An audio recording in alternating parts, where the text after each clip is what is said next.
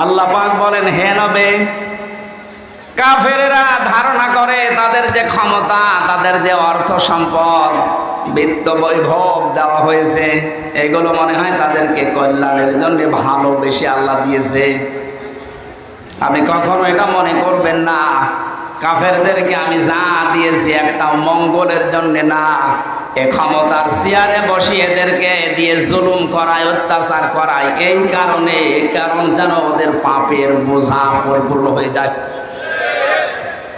এদেশের জালেমদের অবস্থার দিকে তাকান তো, পাপের বোঝা পরিপূর্ণ হওয়ার পরে আল্লাহ কিন্তু ধরেছে। এই 15-16 বছর বহু মহারথী চেষ্টা করেছিল জালেমদের বিপক্ষে, এক চুল নড়াতে পারে নাই।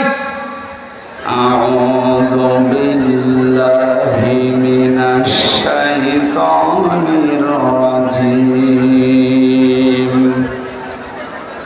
বিসমিল্লাহির রহমানির রহিম।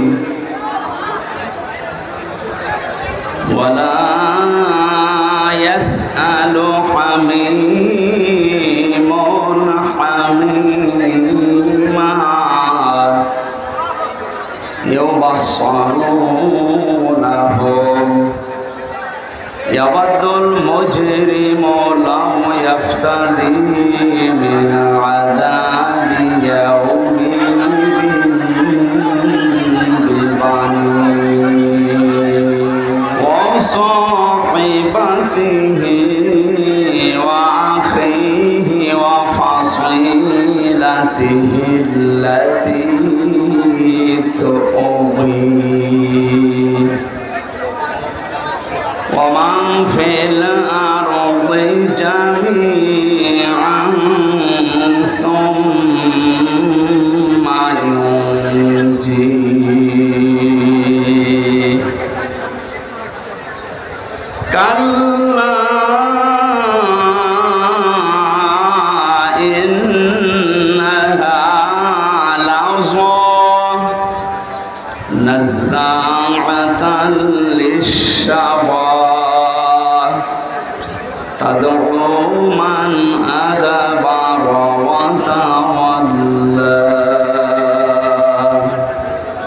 وجمع فأوعى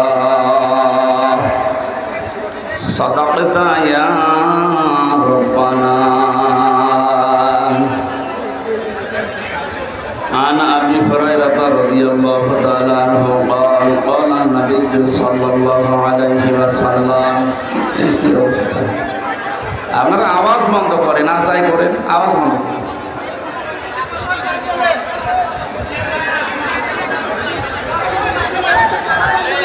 يقول سبعة يظلهم الله في ظله يوم لا ظل إلا ظله والإمام العادل إلى آخر الحديث.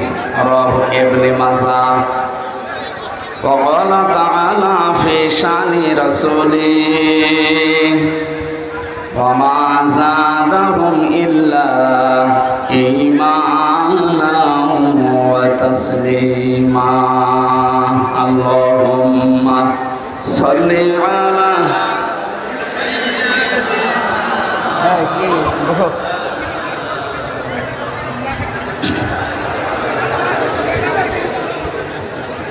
আলহামদুলিল্লাহ। খুব জরুরি যাদের কথা আছে আমি অন্তত 30 সেকেন্ড সময় দিলাম, নেন আপনারা বলেন, এরপরে আমি শুরু করছি।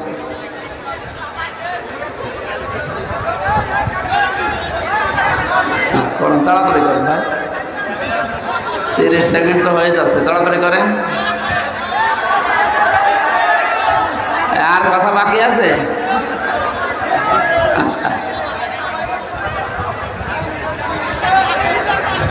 30 সেকেন্ড হয়ে গেছে। আমি আশা করব আপনারা আর কথা বলবেন না, কারণ কোরআনে কারিমের আলোচনা হলে চুপ থাকাও ফরজ, শোনাও ফরজ। দুইটা ফরজ তরক করে এখানে এসেছেন, এটা নফল কাজ। আফদালুল ইবাদাতি তিলাওয়াতুল কোরআন। হাদিস অনুযায়ী যত নফল কাজ আছে সর্বোত্তম নফল এইটা। বিশ্বনবী মসজিদে নববীতে প্রবেশ করলেন, দেখলেন বাম দিকে কিছু মানুষ আল্লাহ জিকির করছে, ডান দিকে তাকিয়ে দেখলেন কিছু মানুষ আল্লাহর কোরআনে কারিম নিয়ে আলোচনায় আছে। নবীজি বললেন দুই দল ভালো কাজে আছে, তবে সবচাইতে উত্তম কাজে আছে তারা যারা আল্লাহর কোরআন নিয়ে ব্যস্ত আছে।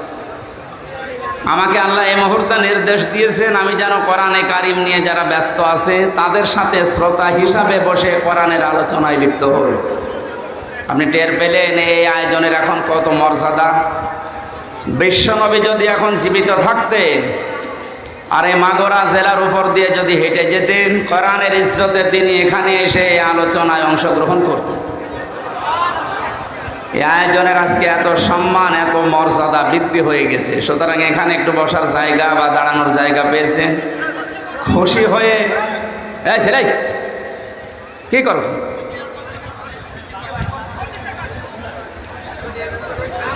তাই আপনি বসেন, পরে করেন, বসেন বসেন।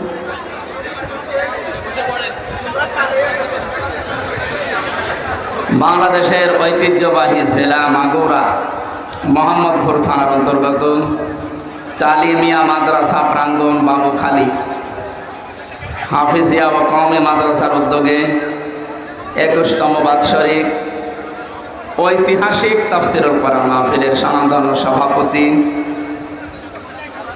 বিশিষ্ট ইসলামী চিন্তাবিদ শিক্ষাবিদ জনাব মাওলানা মতিউর রহমান, সম্মানিত পরিচালক হাফেজ মোহাম্মদ হাবিব হোসেন, এতক্ষণ যারা কথা বললেন ফরিদপুরের সন্তান হাফেজ কারি মাওলানা নাইমুল ইসলাম, মঞ্চে বসা আছেন বাংলাদেশ জামাতে ইসলামের মাগুরা জেলা শাখার শ্রদ্ধাভাজন জেলা আমির,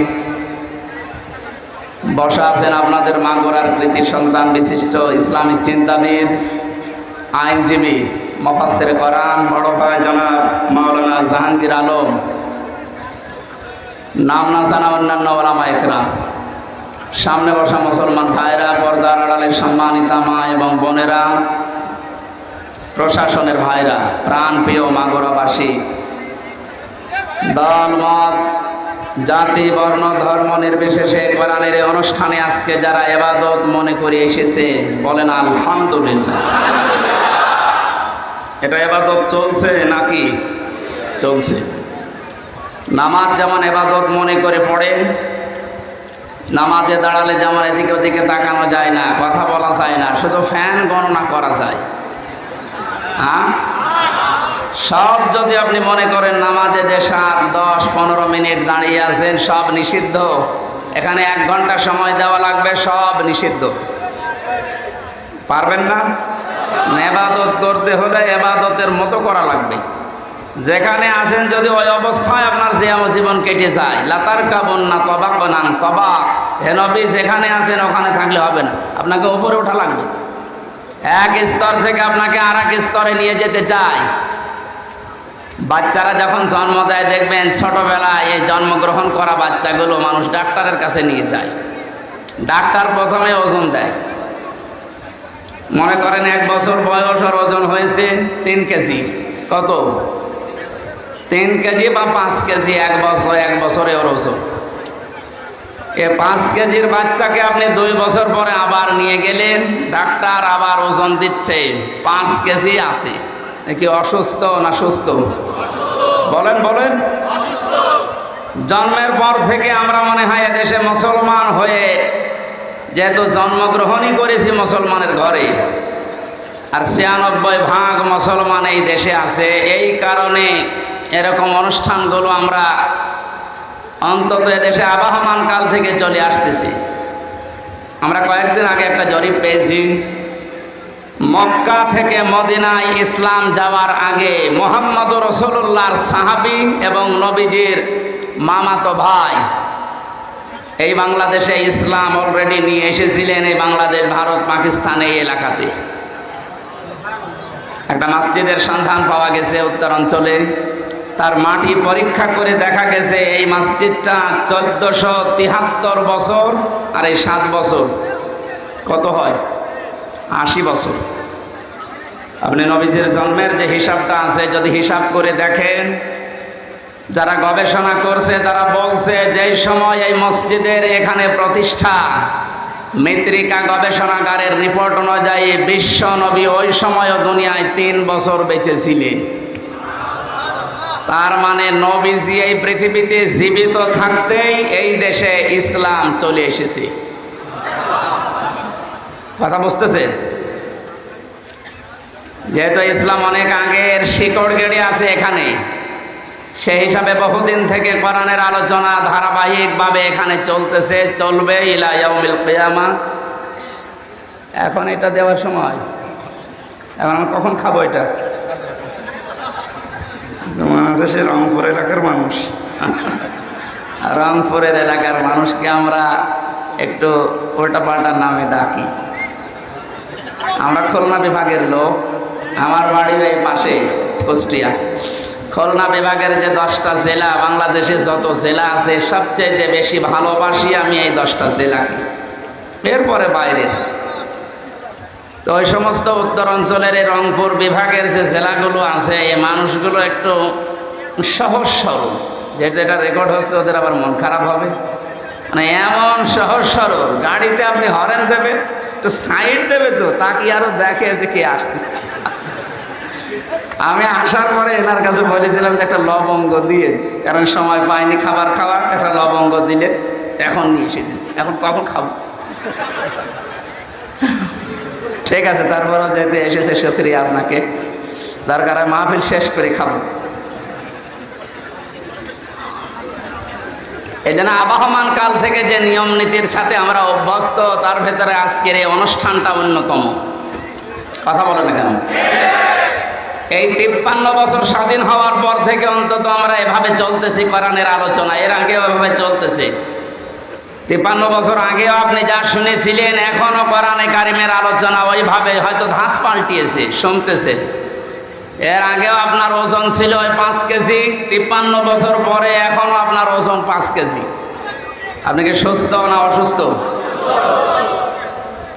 অন্তর্বর্তীকালীন সরকারের প্রধান উপদেষ্টা যিনি, ডক্টর মোহাম্মদ ইউনূস, উনি যেই দিন চেয়ারে বসেন ওই দিনের পরেই ঘোষণা দিয়েছেন, বাংলাদেশে অন্যান্য ধর্মের অনুষ্ঠান যেভাবে চলে, মুসলমানদের কোরআনের আলোচনা চলতে কারো প্রয়োজন, অনুমতি নেওয়ার প্রয়োজন নেই। এই তাকবীর দেওয়ার কি হলো? আপনি কথা বোঝেন? ওনার অনেক মতের সাথে আমার মতের মিল নেই, কিন্তু এই বিষয়টা এত ভালো লেগেছে, দোয়া করছি আল্লাহ এই কথাটার কারণে তার জীবনটা তুমি পরিচ্ছন্ন করে দাও।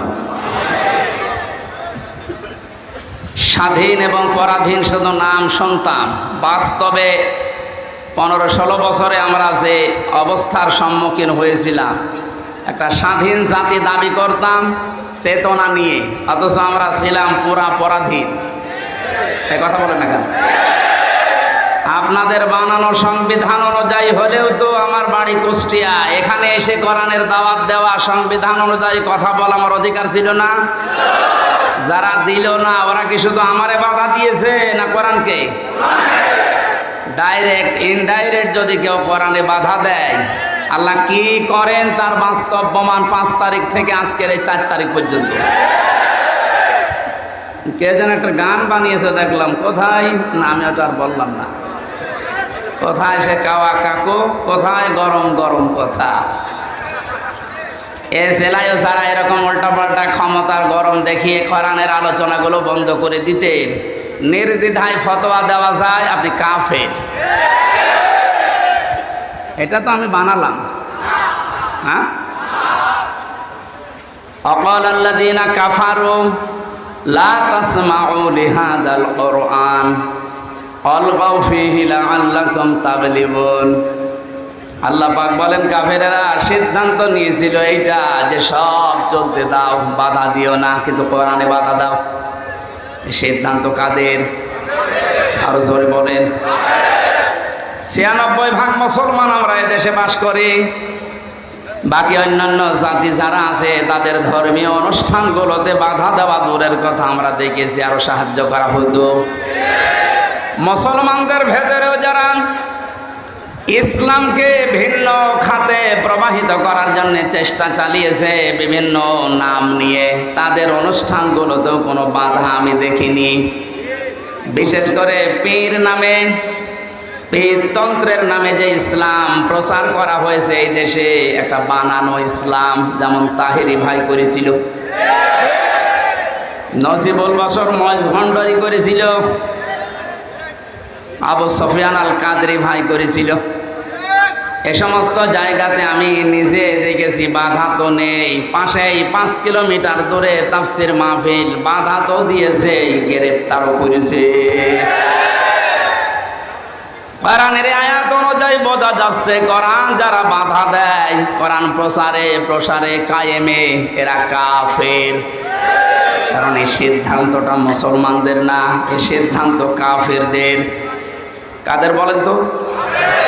এখানে একটা মাসলা বলছে, কেউ যদি কাফেরকে কাফের মনে না করে সেও কাফের। জেলখানায় আমি 3টা বছরের ভেতরে সবচাইতে বেশি এই কথাটা মাওলানা মামুনুল হকের কাছে শুনেছি।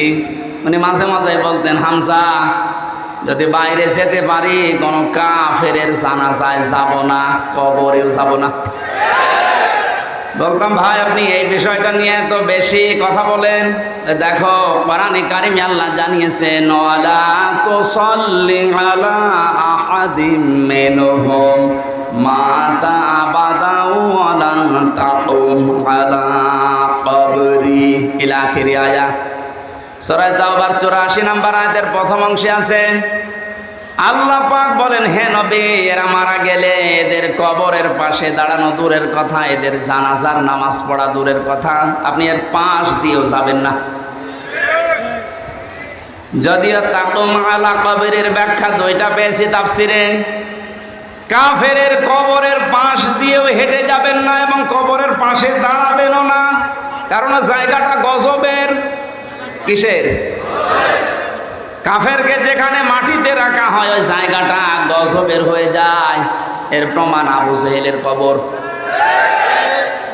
বদরের ময়দান দেখতে গিয়েছিলাম, যিনি আমার সাথে ছিল ওই দেশের আমারে বলছে, এই যে বিশাল কবরস্থান, এটা সাহাবীদের, 14 জন সাহাবী শহীদ হয়েছিল, এখানে সবাই আছে। পাশেই বিশাল খেজুর বাগান, এই পাশে একটা গর্তের মতো কুয়ার মতো দেখালো যে এই জায়গায় 14 জন কাফেরকে, 70 জন কাফেরকে এক জায়গায় মাটি দেওয়া। আমার বলছে, হুজুর এটা শয়তানের কবর। শয়তান মানে আবু জেহেলের। ওরে তারা আদর করে এভাবে মাটি দেয়নি, ওরা যুদ্ধ করে দিয়েছে। যে কথাগুলো আমাকে জানিয়েছে তার ভেতরে 2টা গুরুত্বপূর্ণ। 1 নম্বরে বলে, হুজুর এখানে কিন্তু বহু পানি আসে, যে পাশে যে কুয়া, গ্যালন গ্যালন পানি উঠতেছে এখান থেকে। আশ্চর্যের বিষয়, এখানে পানি আসার পরও কোনো গাছ আজ পর্যন্ত জন্মায় না। পাশেই দেখেন খেজুর বাগান, কি তরুতাজা খেজুর ধরেছে। আপনার কি মনে হয় ওকে আল্লাহ আপেল খাওয়াচ্ছে? হ্যাঁ? আর কবরে আল্লাহ আগুন লাগিয়েছে, এত হট, এত গরম, এর জন্য ওখানে কিছু জন্মই নাই না, জায়গাটা গজবের জায়গা হয়ে গেছে। কাবা শরীফ তাওয়াফ করার পরে উপর দিয়ে ঘুরছিলাম, হঠাৎ দেখি আমার পেটে ব্যথা করছে। এক পুলিশকে ডাক দিয়ে বললাম, ভাই এতক্ষণ তো ভালোই ছিলাম, এখন আমার পেটে ব্যথা করছে, কি করব? আমরা বলছে, ইয়া হাজিউল হজ্জা তাই না বিলা দোকান। ও হাজি, দেশ কোথায়? জি তুমি বাংলাদেশ। বাংলাদেশ থেকে এসেছি। ওর ভাষা দিয়ে আমারে বলছে, ও হাজি সাহেব আপনি জানেন না এটা কোন জায়গা? না তো। আবু জেহেলের বাড়ি। আপনি এখনো পায়খানা না করে দাঁড়িয়ে আছেন, তাড়াতাড়ি যান। সত্যি কথা বলছি, কাজ সেরে এসে দেখি আমার পেটের ব্যথা ভালো হয়ে গেছে। আল্লাহ আমাকে জানাতে চেয়েছে, হামজা ওই সময় 4.5 লাখ করে টাকা লাগতো। এত টাকা খরচ করে সেই দেশ থেকে আসলে এখানে আরে শয়তানের মুখে পায়খানা না করে চলে যাবা, তাড়াতাড়ি করো। এত ঘৃণিত, এত নিকৃষ্ট, এত অপমানজনক জায়গা, এই জায়গাকে আল্লাহ তুলনা দিয়েছে ইন্টারন্যাশনাল পায়খানা। এখন এ কথা বলেন না কেন? আমি 3টা কারণ পেয়েছি। 1 নম্বরে আবু জেহেল ছিল জুলুমকারী, জালেম। ওসে বহু এতিমের সম্পদ জুলুম করে আত্মসাৎ করে ফাঁকি দিয়ে খেয়েছে, তার জীবনী পড়লে পাবেন। 2 নম্বরে ছিল স্বৈরাচার। 3 নম্বরে মানুষটা পৃথিবীর সবচাইতে শ্রেষ্ঠ মানুষ মুহাম্মদুর রাসূলুল্লাহকে কষ্ট দিয়েছে। এই 3টা কারণ পড়েছি আমি তাফসিরে। কোরআনে কারীম জানিয়েছে ওয়াল্লাযীনা ইউযুনা রাসূলাল্লাহি লাহুম আযাবুন আলীম। সূরা তাওবার 60 নম্বর আয়াতের শেষের দিকে আছে, আল্লাহ পাক বলেন যে মানুষগুলো দুনিয়াতে আমার রাসূলকে কষ্ট দিচ্ছে, দেবে। ইউযুনা না দিয়ে আল্লাহ আযা দিতে পারতেন, মাঝের সিগা দিলে অর্থ হয়ে যেত, কিন্তু আল্লাহ ইউযুনা দিলেন কেন? বর্তমান, ভবিষ্যৎ, প্রেজেন্ট, ফিউচার, 2টা কাল নিয়ে শব্দটা গঠন করা। তাফসিরে কাবীর আল্লামা ফখরুদ্দিন রাজি রহমাতুল্লাহ আলাইহি ব্যাখ্যায় লিখেছেন, এই এরপর কথা বলেন কোন কারণে? এদিকে তাকান। মুফাসসির বলেন আল্লাহ পাক ইউযুনা দেওয়ার পেছনে 7টা কারণ লিখেছে। আমি সবগুলো না বললেও একটা বলছি। তিনি যেহেতু কিয়ামত পর্যন্ত থাকবেন না, থাকবেন, উনি তো দুনিয়া থেকে বিদায় নিয়েছে, তাহলে ইউযুনা দেওয়ার কারণ কি? প্রথম কারণ লিখেছে কিয়ামত পর্যন্ত রাসূলুল্লাহ থাকবে না, কিন্তু রাসূলুল্লাহর ওয়ারিসরা থাকবে। বিশ্বনবীকে কষ্ট দিলে যেমন আযাবুন আলীম এ ঘোষণা আছে, নবীর ওয়ারিসদেরকে কেউ যদি কষ্ট দেয় মাস্ট বি আল্লাহ ওই রকম আযাবই কিয়ামত পর্যন্ত পাঠাতেই থাকবে।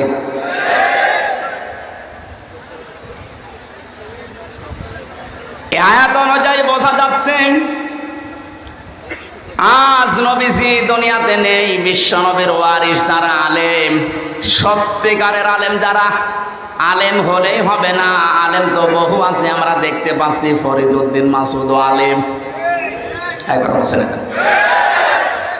মুফতি ফয়জুল্লাহ তো আলেম, বাইতুল মুকাররমের সাবেক খতিব যেটা পালিয়েছে, এই যে পাশের জেলায় বাড়ি, ওইটাও তো আলেম। একটা রাষ্ট্র কত নিচে নামলে, কত দুর্নীতিগ্রস্ত হয়ে গেলে জাতীয় মসজিদের খতিব পর্যন্ত পালিয়ে যায় বলেন তো? জাতীয় মসজিদের খতিব পর্যন্ত যদি পালিয়ে যায়, এ দেশে আর বাকি থাকার কথা? আপনি তাকান, যারা যারা এভাবে কষ্ট দিয়েছে, দিচ্ছে, সবগুলো তো পালিয়েছে। কোরআনে যারাই বাধা দিয়েছে আজ তারা এই দেশের জনগণের টার্গেট হয়ে গেছে। কেন টার্গেট হচ্ছে? কোরআনে কারীম থেকে শোনেন। এই এদিকে তাকান, জায়গাটা ভেজা না? কষ্ট হচ্ছে। যে ইবাদতে কষ্ট বেশি ওই ইবাদতে সওয়াব বেশি হয়, এই জন্য একটু সহ্য করেন। সূরা আলে ইমরান 4 নম্বর পারা 12 নম্বর পৃষ্ঠার 9 নম্বর 7 নম্বর লাইনের 178 নম্বর আয়াত। এটা রব্বুল আলামিন বলেন, ওয়ালা ইয়াহসাবান্নাল্লাযীনা কাফারু আন্নামা নুমলি লাহুম খায়রুল লিআনফুসিহিম ইন্নামা নুমলি লাহুম লিয়াজদাদু ইসমা ওয়া লাহুম আযাবুম মুহিন। আমি আয়াতটা পড়লাম, তাফসীরের সাথে মিলালাম, দেখলাম না বাস্তবতায় খাপের খাপ, মমতাজের বাপ মিলে যাচ্ছে। আল্লাহ পাক বলেন, হে নবী, কাফেরেরা ধারণা করে তাদের যে ক্ষমতা, তাদের যে অর্থ সম্পদ, বিত্ত বৈভব দেওয়া হয়েছে, এগুলো মনে হয় তাদেরকে কল্যাণের জন্য ভালোবেসে আল্লাহ দিয়েছে। আপনি কখনো এটা মনে করবেন না কাফেরদেরকে আমি যা দিয়েছি একটা মঙ্গলের জন্য না। এ ক্ষমতার চেয়ারে বসিয়ে এদেরকে দিয়ে জুলুম করায়, অত্যাচার করায়, এই কারণে, কারণ যেন ওদের পাপের বোঝা পরিপূর্ণ হয়ে যায়। এদেশের জালেমদের অবস্থার দিকে তাকান তো, পাপের বোঝা পরিপূর্ণ হওয়ার পরে আল্লাহ কিন্তু ধরেছে। এই 15-16 বছর বহু মহারথী চেষ্টা করেছিল জালেমদের বিপক্ষে, এক চুলও নড়াতে পারে নাই। আপনি কি মনে করছেন বিডিআর হত্যায় কারো কোনো হাত ছিল না? সব এখন বের হচ্ছে। এখন তিনি স্বরাষ্ট্র মন্ত্রণালয়ের দায়িত্বে আছে, আজকে ঘোষণা দিয়েছে সব আমি বের করব। এটা তার ফেরেশতা এসে ঘটায়নি। আমি 3 বছর জেলে থাকা অবস্থায় বহু বিডিআরকে পেয়েছি। এই মানুষগুলোর কথা শুনলে যত কঠিন হৃদয়ের মানুষও মন নরম হয়ে যাবে, অথচ জালেমদের মন নরম হয়নি। পঞ্চগড়ের এক মুরব্বীকে পেয়েছিলাম, উনি আমার মাঝে মাঝে বলতেন, হুজুর আমার আর 1 মাস পরে আমার চাকরি শেষ হয়ে যেত, কিন্তু বিনা কারণে এই যা 14 বছর আমি আটক অবস্থায় আছি। আপনি এই লোকটা কিয়ামতে যদি বিচার দেয় আপনি কি জবাব দেবেন? অন্যগুলো বাদই দিলাম,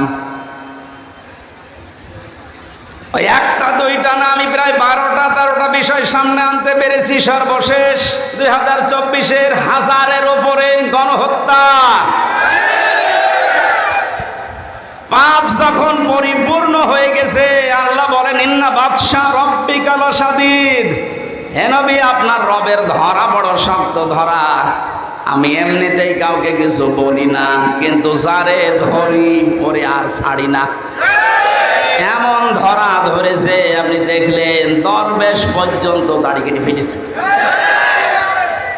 গত পরশুদিন আমার যত মামলা ছিল সব খারিজ করে দিয়েছে। আমি যখন আদালত থেকে বের হচ্ছিলাম দেখলাম হাজি সেলিম, এর নামে হাজি লাগালে গোনা হবে, এটা পাঁচই সেলিম। হাউ মাউ করে এজলাসে কাঁদতেছে। ওর যে অপকর্মের ফেরেশতা, এই 16 বছরে শয়তানও এত অপরাধ করে নাই।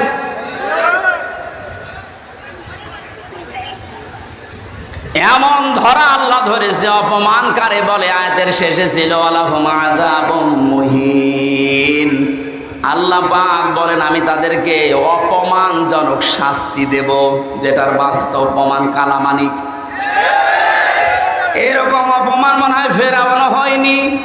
ফেরাউন ডুবে মরে গেছে, কিন্তু ওর বিসি হলে এর বিসি পর্যন্ত শেষ। আর কি হারাবেন আপনি? আমার বিসি না উড়ে গোড়া থেকে উড়ে গেলে ভালো হইতো। যতগুলো অপমান আমরা দেখতে পেলেন, এই যে হারুন আঙ্কেল 3 ইঞ্চি, এই লোকটা অপমান হওয়ার পেছনে আমি যতটুকু দেখেছি, আমার সাথে ওই ছোট হুজুরটা ছিল প্রথমে 2 মাস, ওই যে মাদানি রফিকুল ইসলাম মাদানি মাওলানা আমারে বলছিল, হামজা ভাই ভাই বলে এই জন্য, কারণ ওর বয়স আমার বয়স সেম সেম।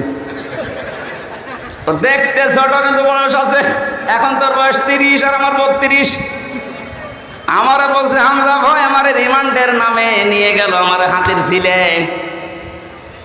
রাত 12:30 1টার দিকে 2 পাশে ব্লক করে পুরা উলঙ্গ করেছে। আমার 1 টুকরা কাপড় আমার শরীরে নেই, হাফ প্যান্ট ছিল ওইটা খুলে নিয়েছে। আমার হাতে একটা সিগারেট ধরিয়ে দিয়েছে। পাশে একটা অর্ধ উলঙ্গ মহিলা কোত্থেকে নিয়ে এসে দাঁড় করিয়ে ছবি তুলছে। বলছে এটা সকালে ছড়িয়ে দেব, মানুষ বুঝবে যে হুজুর কত খারাপ। আমার বলছে, হুজুর আমার এত অসহায় মনে হচ্ছিল নিজেকে, চোখের পানি ফেলে কাঁদলাম, ডাক দিয়ে বললাম, মাবুদ তোমার কোরআন আমি 100 ভাগ বিশ্বাস করি। তুমি যা দেখলে, তুমি যা দেখলে, যা শুনলে আমি তো জানি, আমি কিচ্ছু জানি না বিষয়। আমাকে যে প্রশ্নগুলো করে এর সাথে আমি ন্যূনতম জড়িত না। সন্ত্রাস বিরোধী আইনে মামলা দিয়েছে উল্টাপাল্টা করে। এক এসআইকে ডাক দিয়ে বললাম, ভাই আমার সাথে আপনারা যা করছেন, রাস্তা তো ব্লক করা, কেউ আসতে পারে না, হারুন স্যার কি জানে? ওই এসআই বলছে, হারুন স্যার জানে না মানে উনি তো করাচ্ছে। আকাশের দিকে মুখ দিয়ে বললাম, মাবুদ তোমার আরশের দিকে আমি মুখ করে আমি ছোট হই, কিন্তু আমি একজন আলেম, আমি এখন মাজলুম। আর নবীজি জানিয়েছেন মজলুমের দোয়া আর আল্লাহর ভেতরে কোনো পর্দা থাকে না। এই বাস্তবতা এবং বিশ্বাস নিয়ে তোমার কাছে বলছি, আল্লাহ জীবনে তোমার কাছে যদি কিছুই কবুল না হয় তবে এই কথাটা তুমি একটু শোনো, আমাকে যেভাবে অপমান করেছে যার নির্দেশে তাকে তুমি কিছু দেখিও। আল্লাহ দেখিয়েছেন জীবিত অবস্থায় 3 ইঞ্চি, মহিলারা পর্যন্ত এখন জিকির করছে 3 ইঞ্চি 3 ইঞ্চি। তার কত নিচে নামাবে বলেন? এত গেল 3 ইঞ্চির হিসাব। আমার মনে হয় যে চেহারা এখনো লুকিয়ে আছে, যদি রাস্তাঘাটে জনগণ পার পিটিয়ে মেরে ফেলবে। এই জালেমকে যদি কেউ সাহায্য করে, কথা দিয়ে, সমর্থন দিয়ে, সাপোর্ট দিয়ে, সে আল্লাহর নবীর দল থেকে খারিজ হয়ে কাফের হয়ে যায়। কত বড় ভয়ঙ্কর কথা, তিরমিজি শরীফের হাদিস। কেউ যদি জালেমকে সাহায্য করে, সহযোগিতা করে, কথা দিয়ে, সাপোর্ট দিয়ে, যেভাবেই হোক যদি জালেমকে কেউ সহযোগিতা করে, নবীজি জানিয়েছেন সে আমার উম্মত থাকে না। বাংলার মুসলমানেরা নবীর উম্মতের বাইরে যারা, তারা কি? আরো জোরে নাম ধরা লাগবে। আর সুতরাং জুলুমের সাথে যারা জড়িত ছিলেন, বাংলাদেশ জামাত ইসলামের শ্রদ্ধাভাজন আমির ডাক্তার শফিকুর রহমান ঘোষণা দিয়েছেন, আমরা সাধারণভাবে আমাদের কোনো অভিযোগ নেই, আমাদের রাজনৈতিক দল হিসাবে যত জুলুমের শিকার মাফ করে দিলাম, কিন্তু ব্যক্তিগতভাবে যদি কেউ জুলুমের শিকার হয়ে থাকে আর ও যদি প্রতিশোধ নিতে চায় ওই পরিমাণ, আমাদের পক্ষ থেকে বাধা নেই। সেই হিসাবে আমি যেহেতু ভিকটিম, আমরা মাটির নিচে রেখেছিল।